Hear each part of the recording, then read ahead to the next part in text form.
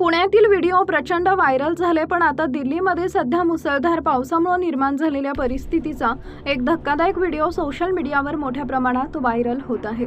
या व्हिडिओमध्ये काही तरुणी जीव धोक्यात घालून पाण्यातून वाट काढत जात असल्याचं दिसून येतंय।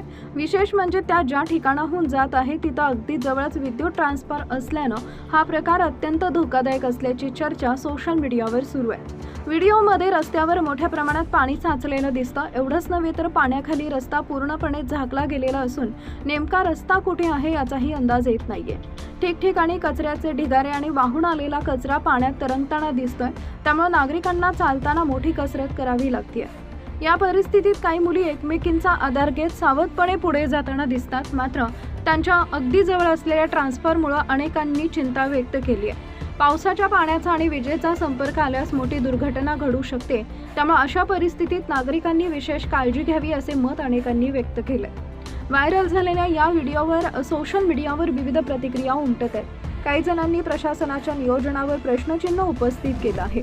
पावसाळ्यापूर्वी नाले सफाई, कचरा व्यवस्थापन आणि पाणी निचरा याची योग्य व्यवस्था झाली असती तर अशी वेळ आली नसती, अशी टीका अनेकांनी केली आहे। दरवर्षी पावसाळ्यात राजधानी दिल्लीतील अनेक भागांमध्ये पाणी साचल्याच्या घटना समोर येतात, त्यामुळे नागरिकांना वाहतूक, कामावर जाणे आणि दैनंदिन जीवनात अनेक अडचणींचा सामना करावा लागतो।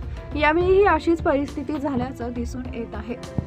दरम्यान हा व्हिडिओ नेमका कोणत्या भागातील आहे आणि तो कधी चित्रित करण्यात आला याची स्वतंत्र अधिकृत पुष्टी झालेली नाही। मात्र व्हिडिओतील दृश्यामुळे नागरिकांच्या सुरक्षिततेचा प्रश्न पुन्हा एकदा ऐरणीवर आलाय।